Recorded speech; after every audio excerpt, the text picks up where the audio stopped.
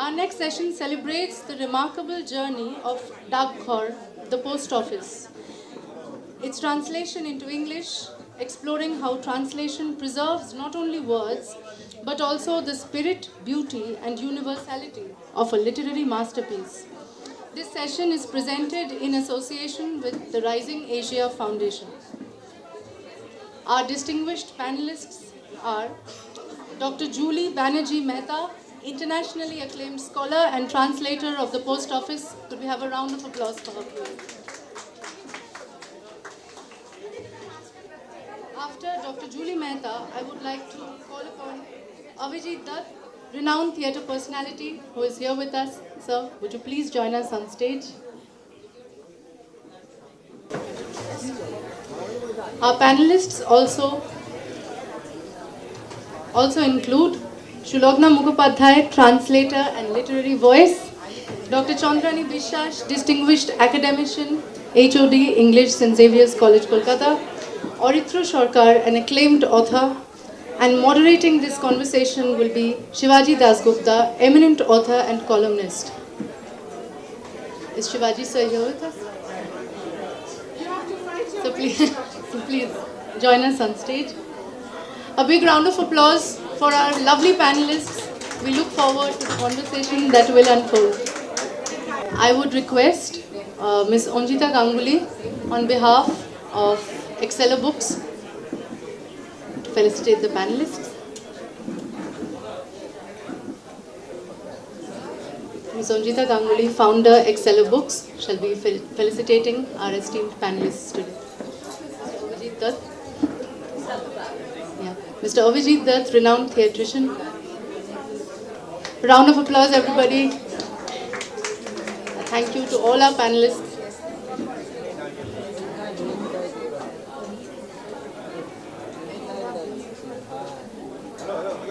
Translator of the Post Office,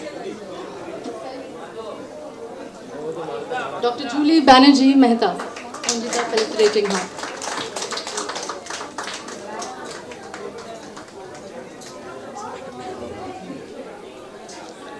Mr. Abitra Sarkar, acclaimed author, joining us on the panel today.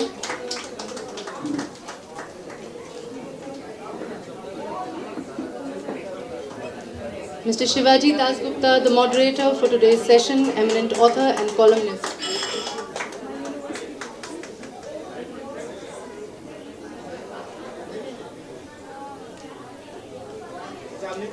Sulagna Mukhopadhyay, translator and literary voice of Kolkata.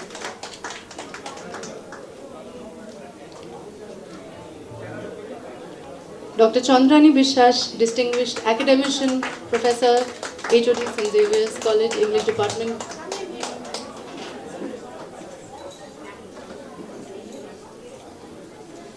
I hand over the proceedings to our moderator and look forward to a lovely panel discussion.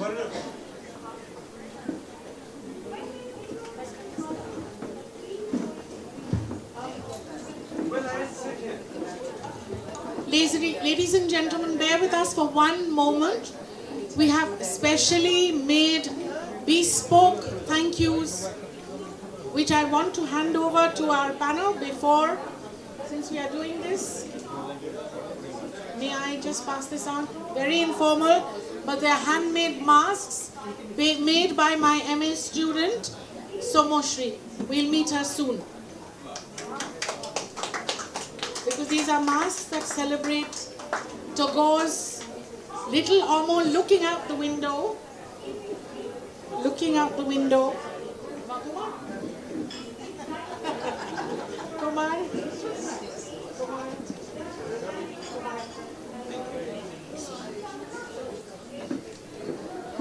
Okay, over to Mr. Shivaji. So good evening, ladies and gentlemen, and it's a wonderful, fantastic audience. Time is short, we only have 25 minutes. Dr. Julie Mehta's timeless, yet very timely exposition of Dak Ghor, the post office, actually elevates translation to its deserving destination, which to me pretty much is expansion.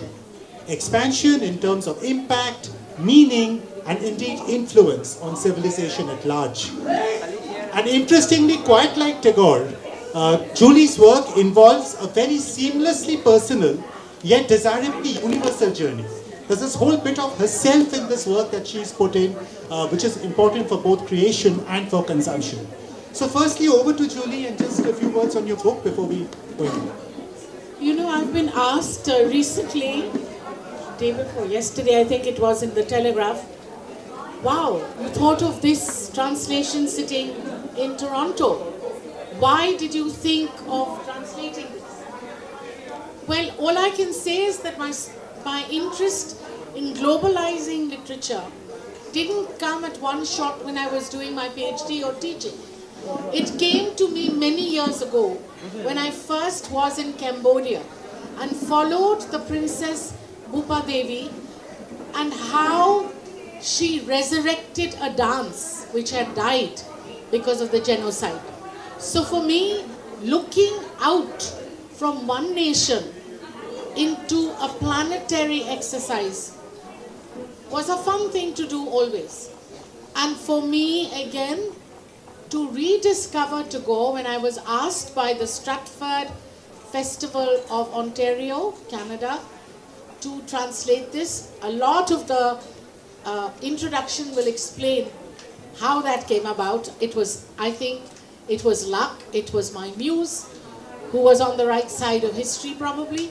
And for the 150th anniversary of Tagore, I was asked if I would translate. Bengali girl sitting in Toronto and translating Tagore's Dak Ghor for pretty much a Francophone and an English-speaking audience was a challenge. But I stuck to one thing. I was taught by Professor Mukherjee, who was, do you remember her name? Meenakshi Mukherjee. Yes. She had told me, Julie, Onubad doesn't mean taking one word to another language. It means carrying a whole ethos of the culture. So I tried to be inclusive. One mandate I had was, we don't want fuddy-duddy language. So I said, okay, I'm going to try. So when you read it, you will probably find why I chose this particular play by Tagore. Because death and taxes are the two absolute permanent things in life. And this talks about death, never goes out of fashion. Wonderfully evocative as ever, Julie. The first probe that we have is what we are calling words. The expansion of influence, which is translation, actually leads to inclusion. Lot many people across the globe and lot many native Bengali speakers as well, the Tash, Bangali and the NRI as well, who are actually exposed to this great new world of Tagore. My first question really is, how does this expansion of influence, how does this whole accessibility translate to great things? And the question to Sulagna Mukhopadhyay from the perspective of colloquial as a technique perhaps. Thank you, Mr. Das Gupta, for the question. A very good evening to everybody. I would really thank Shivaji Das Gupta and Onjita Ganguly of Excella Books for inviting me, and also, of course, Julie for inviting me for this program, to this program. I have gone to the text and I'm really moved. I was thinking how she could do such an effective translator. I would like to say here that, as a translator, the thoughtful adoption of colloquial as a technique. Now, colloquial language is everyday language of a community. So, while translating, it becomes sometimes really difficult for the translator to find a befitting word. And it might be that a befitting word is not always available. So what to do? Then the translator has to think of words which will carry the essence of that word. Now, I just as a translator, say, I translate from German to Bangla, and like when I started translating, the first word which I didn't know how to express it in Bangla is kishinti, which is the table in the kitchen. Now, the table in the kitchen is not a typical Bengali concept. So, in my novel, they were opening up the map and they were reading it. And I was very much sure that my Bengali readers would feel, what is to do with a map on a kitchen table? So, similarly, here I would refer to one very important thing which I found so interesting, that Julie Day's translation of Dak Ghor is, I've written it down so that Mr. Das Gupta doesn't start showing me the watch, is aligned with the source text and wonderfully expresses colloquial words used in the source text. In Act 1, when Amol wants to go out in the courtyard and tries to seek permission from his uncle Madhav Datta, Amol points to a place where his auntie, and this word auntie is so typical, it's so typical Indian. It's not at all, it's not at all British, it's not at all from the West. So, and she has kept that word, auntie. So, Amol points to a place where his auntie is cracking open lentils, and a squirrel is nibbling the lentil bits. And here she uses an appropriate word twice, crunch, to express. I went back to the text of Tagore to see what Tagore has written, and I saw he wrote kutush kutush, and I found it so exact. Thank you, Julie, for that.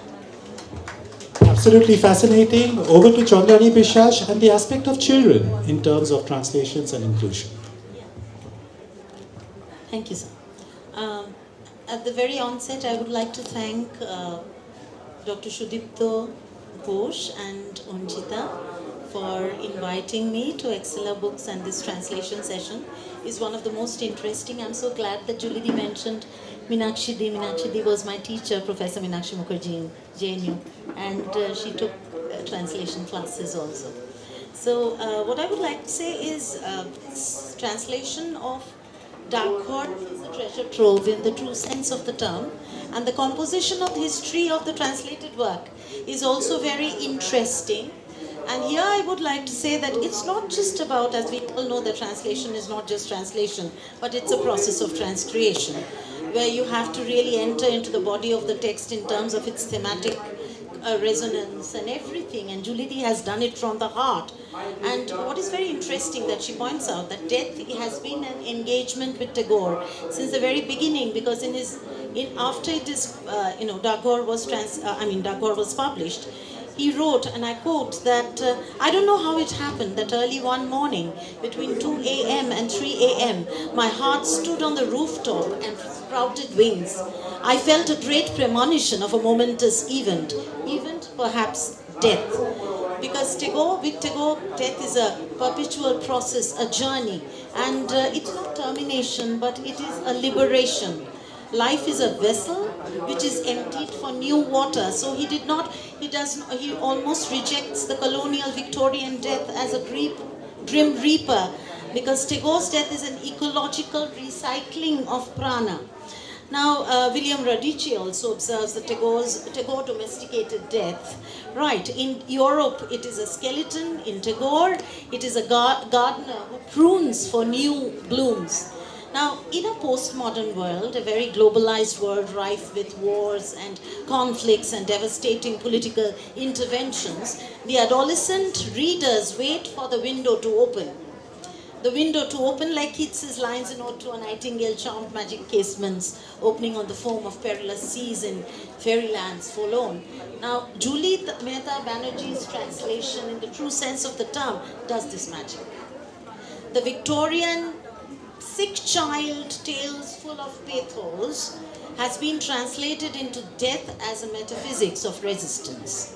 And in the foreword, Professor Mehta shares her brainstorming sessions with John Van Buren, an eminent theatre figure in Canada, who remembered his performances over 105 times for the children of Jewish ghettos. Julie D has worked carefully on the modernization of archaic 108 years old words with the ease of a linguist. And the translation is also a translation, as I said, as Julie D has so beautifully internalized Tagore's portrayal of child psychology through Omol's aspiration for the unattainable.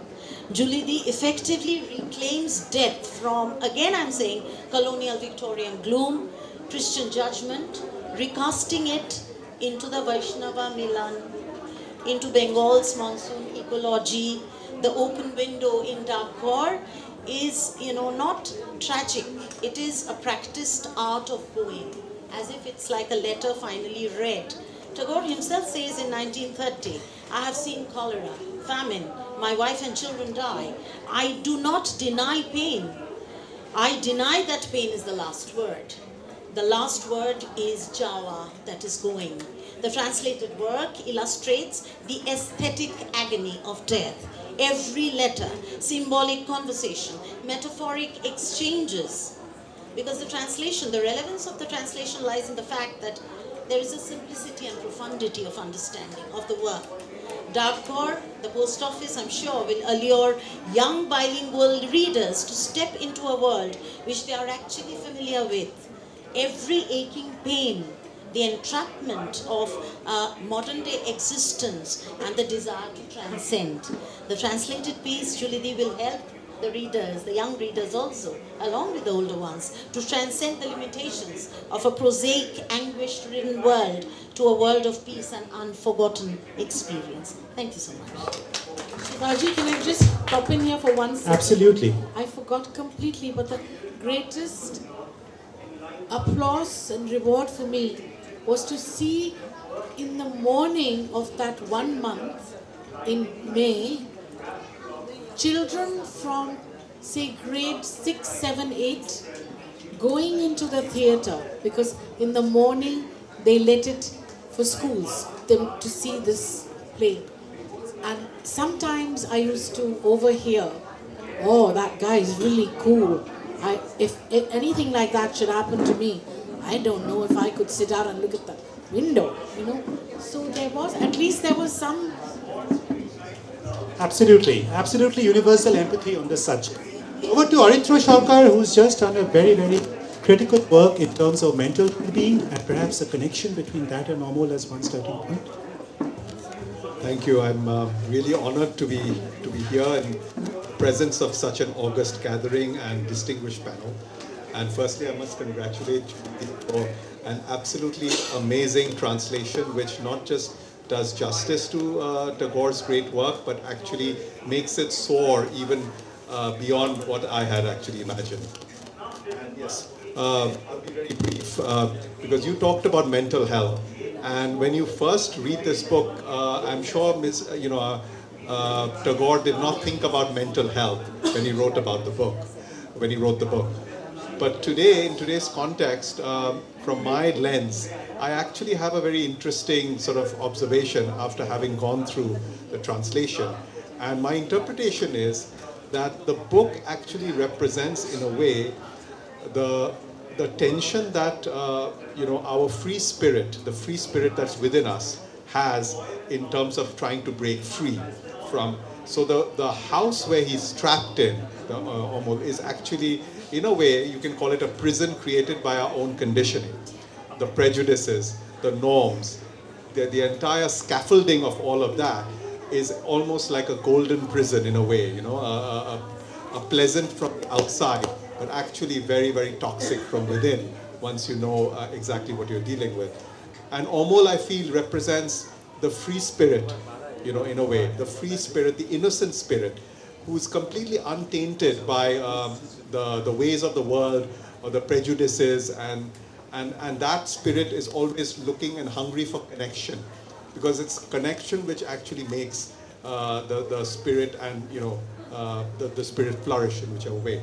And this inherent tension within ourselves exists. all the time. And I actually applaud Julie for really sort of bringing this out. I don't think you did it consciously, but it was very, very apparent to me as I was reading it, this particular tension. I think as many of us would admit, Arithro, your words are really very inspirational and make me emotional. But I remember some nights at about 2 in the morning, Harish would come and say, "What are you doing? 2 in the morning, you have to go to class to teach. Leave it for next weekend." And I knew that the muse would not stay with me. That moment would disappear. So, he made all those cups of coffee to keep me awake. At the end of the day, couldn't have done it without him. And it was a short period. I had to finish the work. Absolutely brilliant interpretation, new age interpretation. Arithro and Julie, your observations about partnership and teamwork in this case. Over to Avijit Dutt, and specifically in terms of the classicist approach of translations versus Julie's, I'd say, inclusive approach.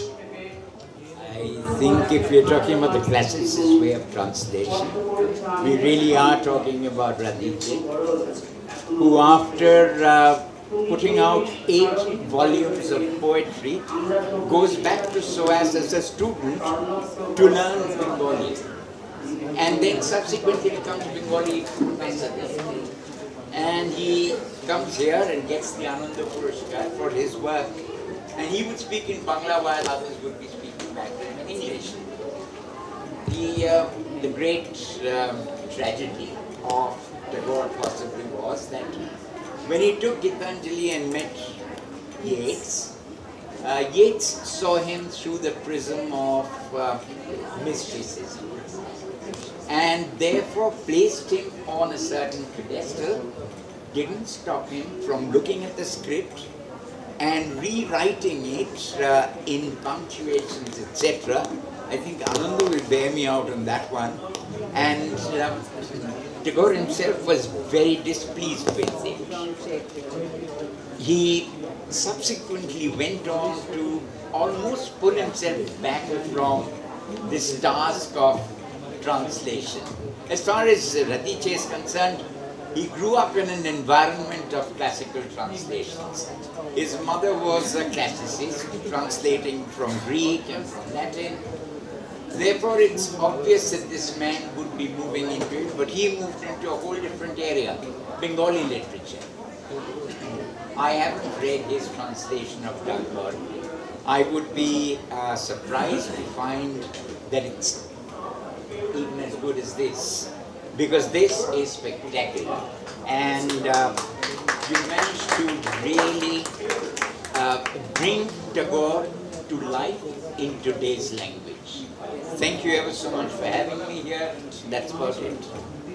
Thank you very much. And since time is short, one quick question to the panelists. You want to speak before that? We close the matter. Yeah. So the second part was meant to be actually beyond words, which is the emotion, the expression, the ethos in a larger sense. And Sulagna Mukhopadhyay, in terms of translation of emotions, one quick comment, please. Okay. Thank you. See, translation, while translation, it is very important to translate also the ethos. What the author is trying to say, that's the main thing. And what Julie said, that middle of the night, she used to wake up and start translating. It happens. I'm not surprised. Because it's the feeling, the emotion, and the emotion of the translator should be at par with the emotion of the author. Then only it is a successful translation. And here I have said, I would like to just one line, Mr. Das Gupta.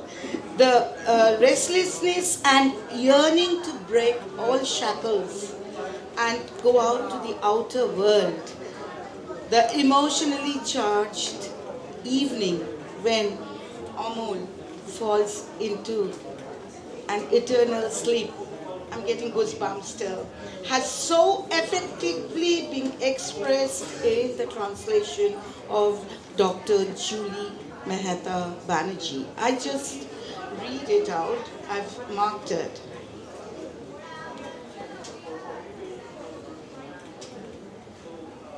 No need. Royal Healer says, no need. Now be still, everyone. Sleep has descended upon Amol. I will sit by his head. Turn out the lamp. Let the starlight in. Thank you so much. Fabulous. One quick comment, Chandrani Biswas. I'm told I have exactly 4 minutes and 12 seconds. 4 minutes. All of us, yes. So, as much as it is, it should correspond to the feelings of Peter, I think translation is also about interpretation.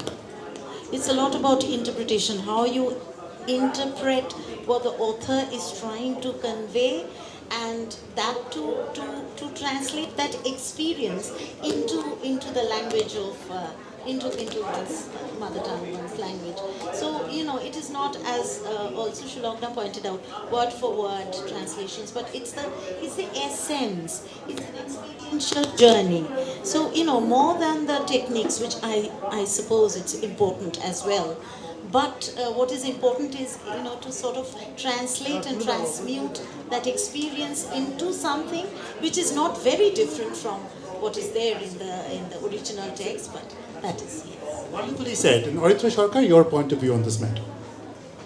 So for me, really, I think I look at the book not just in terms of the beauty of the words or the lyricism of the emotion. I do look at a book, such as this, as to what it can really bring or contribute to my life, to society.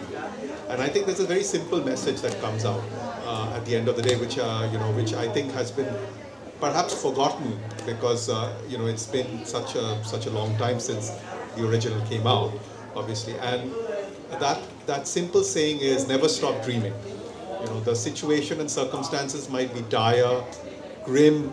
There might be you might be completely externally stifled, but at the end of the day, the human spirit cannot be trapped. And it is the power of the human spirit to really rise and soar. I think that is really the message that I come across here. Brilliant. And Avijit Dutt, one last word in terms of perhaps drama and emotions. There's a statue in front of the Berlin railway station, which has in that one structure children who have managed to be adopted in England, and they're going out with hope. And just behind them are the children who are forlorn, desolate, and left behind. And that one statue, it transacts the entire emotion across to us. Similarly with this book, one can understand why it would be read in concentration camps, in the Jewish ghettos, because it talks about the liberation that Amol really goes through. And that, I think, Julie has managed wonderfully. Absolutely brilliant. So I think liberation can actually be the overall theme of the evening in terms of expansion, in terms of mind, body, soul, and so much more. And one last word from Julie, and then we close. Salman Rushdie comes to mind. Someone who is of the now and here, still living. Wonderful creator of magical realism, but also very grounded in reality. You know what he once said in a lecture that Harish and I were invited to? I'll never forget it. And this then became history, in theory, in literature. Something is lost in translation. That's true, but something is also gained. So I hope you all had a good time. Thank you very much. Good. There's a little play reading from the book, which Mr. Professor Dr. Ashok Vishwanathan is very kindly, as a friend, agreed to do with my MA spectacular student, Somashri. Come forward. Before we begin, I'd just like to say, I was mentioning to Harish just now that the din outside was so great. It's also a matter of translation, I heard two sounds, and I could translate them as war whoops by American Indians. That's all I could translate them as. Two really loud war whoops. They punctuated the evening, no problem. We have to get through with it. I came up with a doggerel myself, that if you could be heard above the din, that I think would be a sin. Let's continue. Ready? Okay, come close to the mic. Oh yes, you got a mic. Right, start. Uncle, Yes, Amol. can't I go out into the courtyard? No, my child. Look there where Auntie is breaking the lentils. There, a squirrel! On the broken branches. The squirrel nibbles the lentils, bits by bits. Crunch, crunch. Can't I just go there? No, my child. Oh, if only I were a squirrel, it would have been wonderful. Uncle, why can't I go out? The healer said you will fall very ill if you step outside. How does the healer know that? Amol, what are you saying? That the healer doesn't know. He reads the fattest books. Can you know everything if you read books? Oh, and you didn't know that? I haven't read any books, so I don't know. All the wise men are like you. They never leave their homes. They don't go out? No, where's the time? They sit and read with their eyes glued to their books.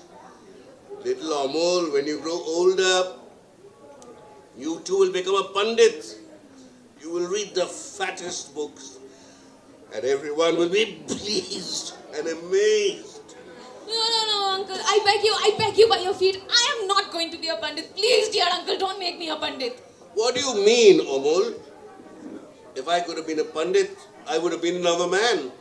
And I want to see everything. Everything. Will you listen to that? What is there to see? Those hills that you see far, far away from our window, I want to climb those hills and go beyond it. What crazy talk is that? For no rhyme or reason. I think I'll climb that mountain. He doesn't know what he's saying. When the mountain stands as a great barrier, you must understand that you are not meant to climb it. Otherwise, what will be the use of piling up all those stones to make such an edifice? Uncle, do you think that the mountain is telling us not to climb it? I think the sky raises its arms and beckons because the earth is mute. Even those who are far, far away in the afternoon sitting by their windows, they can hear the call.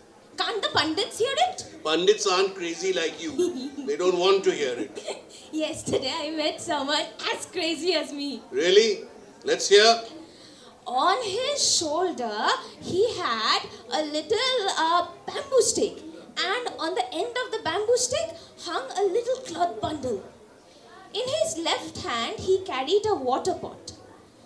He was wearing an old pair of shoes and was walking down that path through the meadow towards the mountain.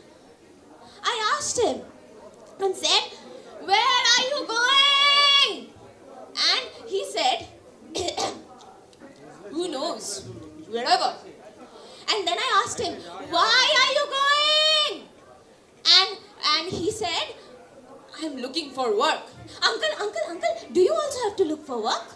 Of course. So many people are always looking for work. Excellent. I will also go looking for work. And if you can't find work? If I can't find work, I'll keep searching. As the traveler with the Nagara shoes walked away, I stood by the door and watched. Then, where the fig tree stands by the little stream, he dropped the bamboo pole and washed his feet in the water. Then he undid the little cloth bundle, mixed the gram flour with some water from the stream and began to eat.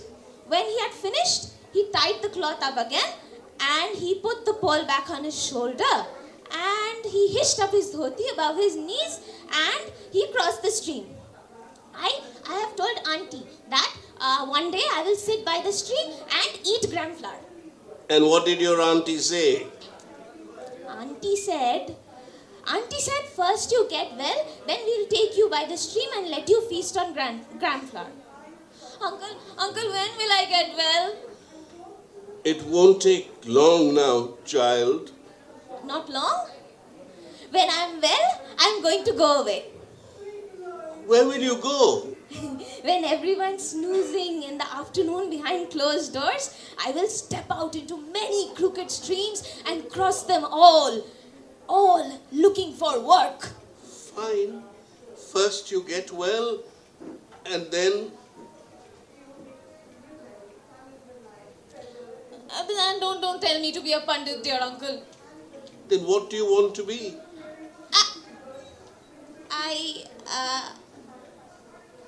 I can't think of anything now. I'll think about it and tell you later. But don't stop passers-by and start speaking with them. But I love strangers. What if they kidnap you? Oh, wouldn't that be exciting? Nobody takes me anywhere. Everybody keeps me indoors. Work to do. I'm leaving now. But child, be sure you don't wander outside. I won't. But uncle, I will sit at the window and overlooking the road. Thank you.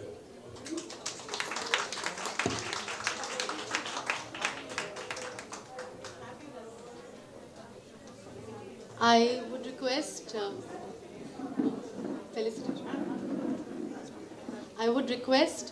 Onjita to felicitate Shomasri Palit, who just was a part of this lovely play reading. A round of applause for Shomasri, who's here in between her examinations. I would like to request, we have another reading by Avijit Dutt sir. If I may. The Royal Healer. What's this? Why is everything shut here? Throw everything open. Throw all the doors, all the windows open. How are you, my child? Amul. I'm well. I'm very well, Royal Healer. I have no more disease, no more pain. They've opened all the doors and windows. I can see the stars. There are all the stars perched atop the darkness. Royal Healer, when the king arrives at midnight, will you be able to leave your bed and come outside with him? Of course, if I can go outside, it'll be such a relief. I'll ask the king to show me the pole star in the dark sky. I think I've seen the star many times that I'm not sure where to find it. He will show you everything. To Mother Doctor, tidy up your room and take it with flowers for the king's arrival. That man has to go. Oh, please, Royal Healer. He's my friend. He gave me the king's letter before you arrived. All right, child. Since he's your friend, he can remain in the room, but over there. Mother Doctor, child, the king loves you and is coming to pay you a personal visit. Ask him for a royal boon. We are all not well to do. You know that, don't you? I'm set on what I have to ask for, Uncle. You needn't worry about that. What are you going to ask for? I'm going to ask him to make me his royal postman. I will deliver his letters throughout the counties and people's homes. Mother Doctors, striking his forehead in a gesture of helplessness. Oh, misfortune. Amol, what feast will you prepare for the king? Messenger, the king has said that you must have a feast of puffed rice and sweet rice. Amol, puffed rice and sweet rice. Mr. Headman, you already said this. You know all of the king's wishes. We don't know anything, Headman. If you send someone to my house, I can arrange some nice things for the king. Royal Healer, no need. Now be still, everyone. Sleep has descended upon Amol. I will sit by his head. Turn out the lamp, let the starlight in. Madhav Dattu. Old man, why are you standing still as a statue with folded hands? I'm afraid, why are we making this house dark? What can we see by starlight? Be quiet, unbeliever, do not speak. Sudha. Amol? Royal Leela. He's fast asleep. Sudha. I brought flowers for him. Can't I put them in his hands? Royal Leela. Give me your flowers. When will he wake up? Soon as the king comes and calls him. Then will he whisper something in his ear for me? What shall I tell him? Tell him Sudha hasn't forgotten you.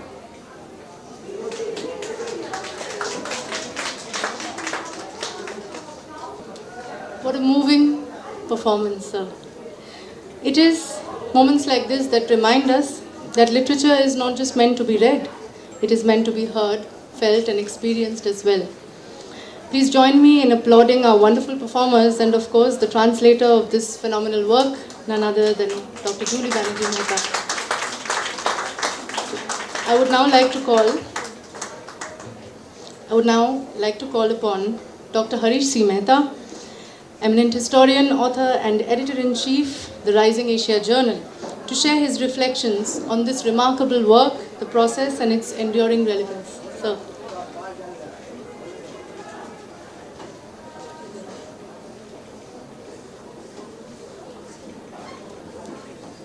The only reason I've been called here is that I was present through this production, and I saw while it was happening in Toronto, and I was there as an observer of many of the translations and how they were happening.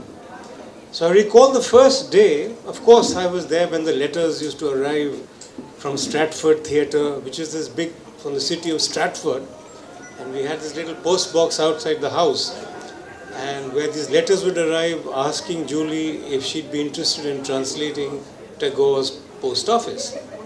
And then, of course,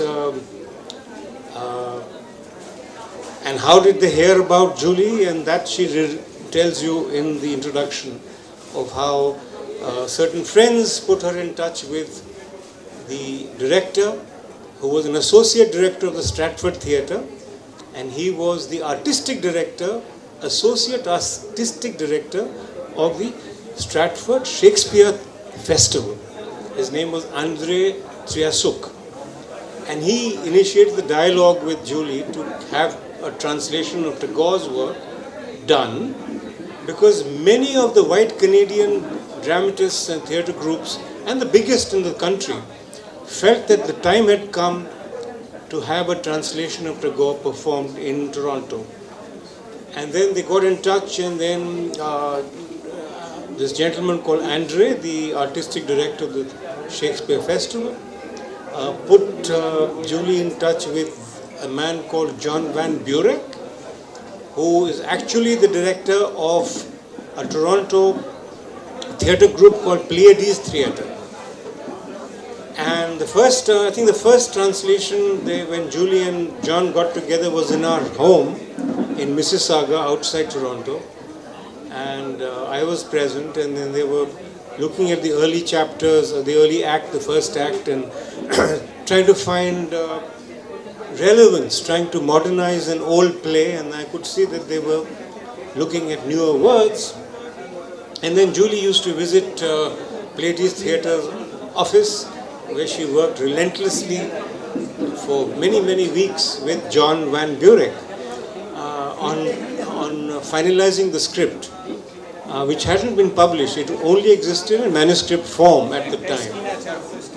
And then I remember the first actual meeting with the cast, a full cast meeting in downtown Toronto with the director, John Van Burek, and the entire ensemble cast, the set people, the lighting, and the translator, because she had to explain many of the Bengali words and how to pronounce them. And what was striking at that first full cast reading was that the actors were not amateurs.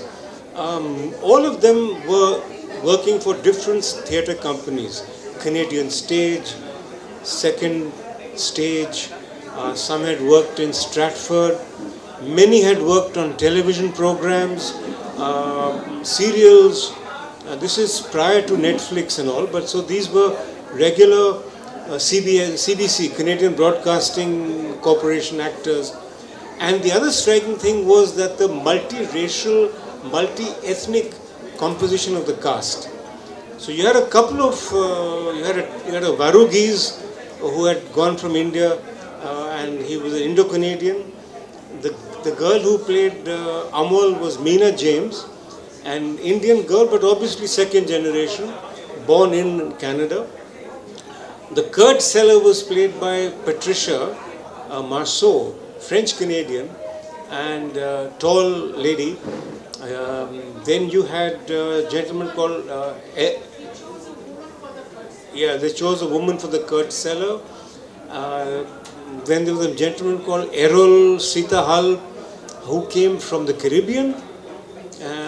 Then you had a couple of completely Anglo-Saxon white Canadians, Dylan, Scott, and then you had a Filipina Canadian, second or third generation, also an accomplished actor.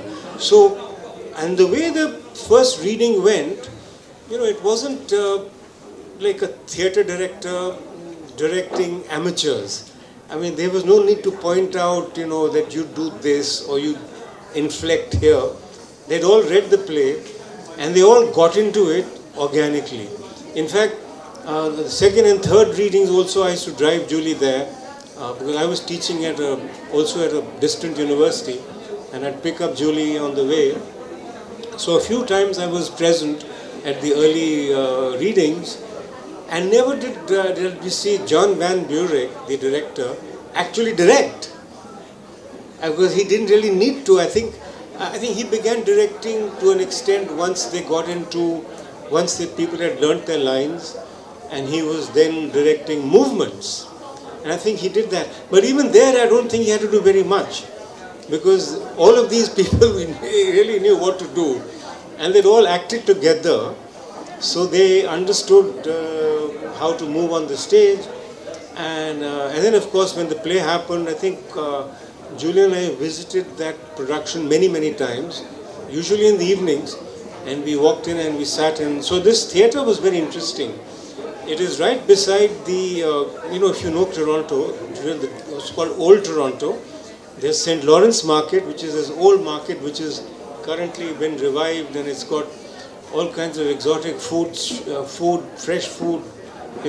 Bengalis would love, of course, their fish and chips, haddock and chips, which I think will make you hungry. And what is expensive now, haddock and chips, I was there last summer, costs about $27. Haddock is excellent, but chips are lousy. I think we do better chips here. I digress. So we used to go in the evenings, so past St. Lawrence Market, it's Front Street, and then the side street, there's a place called Berkeley Street Theatre downstairs. And that used to be, in the 1800s, it used to be a gas pumping station. It was repurposed to serve as a theatre. And beautifully done, and the stage is down there, and it's about, I think, 250 seater, and the seats move up like that in a rising thing. Not much leg space. I mean, really very little leg space. I think this is more generous where you guys are. So it's pretty tight, so you've got to sit at an angle. But the seats are solid, bucket seats. It could be seats in an armored tank. They're all metallic seats. But the full Monty, lights and sound, great acoustics. And every time we went there, it was like 90% full. And the play did well.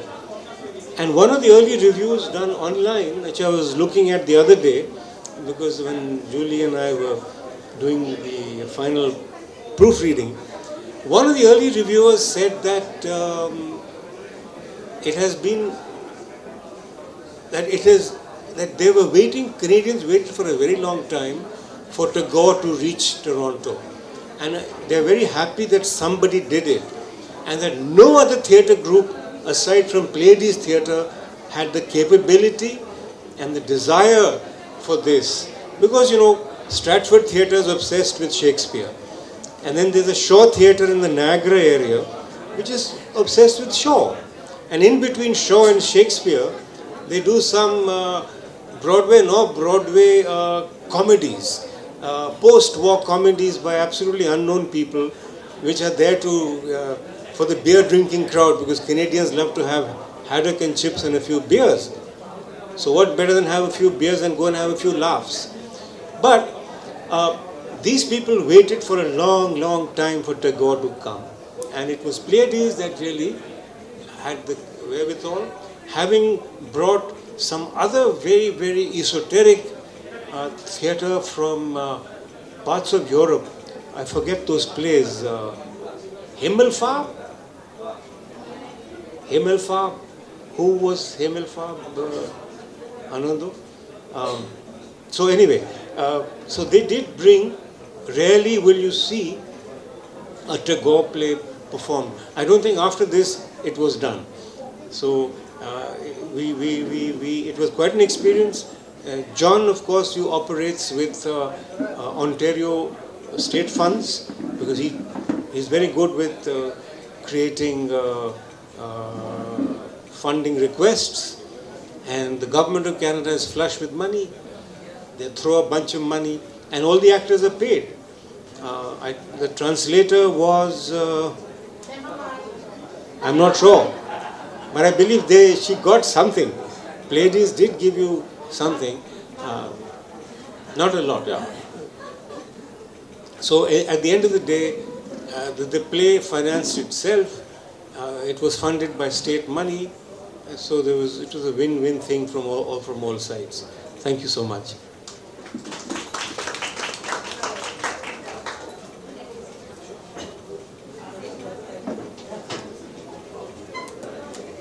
What a beautiful and deeply moving insight. Thank you so much, Harish sir. It reminds us that literature is not only meant to be read, it is meant to be heard, felt and experienced. Please join us in applauding once again our performers and of course the translator of this phenomenal work, none other than Dr. Julie Mehta, and the panelists, of course.